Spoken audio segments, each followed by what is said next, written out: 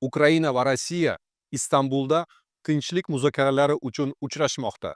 Bu safar AQSh prezidenti Donald Trump muzokaralarga qo'shilish uchun uchib kelishi mumkinligini bildirdi.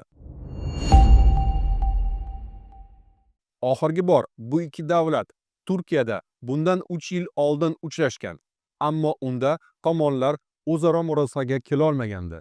Vladimir Zelenskiy dushanba kunidan boshlab Rossiya bilan o't ochishni to'xtatishga umid qilayotganini va AQSh prezidenti Donald Trump Turkiyada to'g'ridan-to'g'ri muzokaralar o'tkazishni qabul qilishga undaganidan so'ng Turkiyada shaxsan Putinni kutishini aytdi.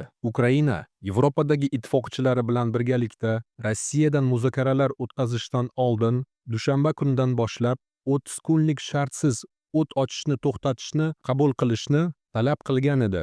Biroq Moskva amalda bu taklifni rad etib, buning o'rniga to'g'ridan-to'g'ri muzokaralar o'tkazishga chaqirdi. 2022-yilda urushning dastlabki oylarida Vladimir Zelenskiy bir necha bor Rossiya prezidenti bilan shaxsan uchrashishga chaqirgan, ammo bu taklif rad etilgan edi.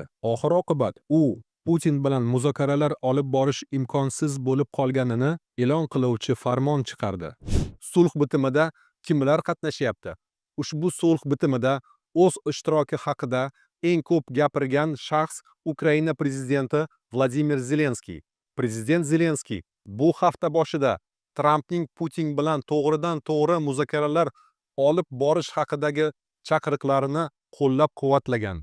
Shuningdek, Vladimir Zelenskiy Putindan boshqa Rossiyaning hech bir vakili bilan uchrashmasligini ma'lum qilgan. Kiyev Moskvadagi yagona qaror qabul qiluvchi shaxs Putin ekanini ta'kidlamoqda. Kreml matbuot kotibi Dmitriy Peskovdan ehtimoliy ishtirokchilar haqida so'ralganda, Rossiya tomonidan Istanbulga kimlar kelishi mumkinligini aytmadi. Tahlilchilar esa Putinning muzokaraga kelmasligi haqida fikr bildirishmoqda. AQSh prezidenti Donald Trump Saudiya Arabistoni, Birlashgan Arab Amirliklari va Qatarga safari oldidan Istanbul muzokaralarida qatnashishi mumkinligini aytgan. Turkiya prezidenti Rajab Tayyip Erdo'g'an Zelenskiy, Putin va Trump bilan alohida suhbatlarda Rossiya-Ukraina tinchlik sa'y-harakatlarini muhokama qilganini bildirdi. Erdo'g'an hozir tinchlik uchun yangi imkoniyatlar paydo bo'lganini aytdi hamda Turkiya mezbonlik qilgan 2022-yildagi muzokaralar muvaffaqiyatga yaqin kelganini ta'kidladi.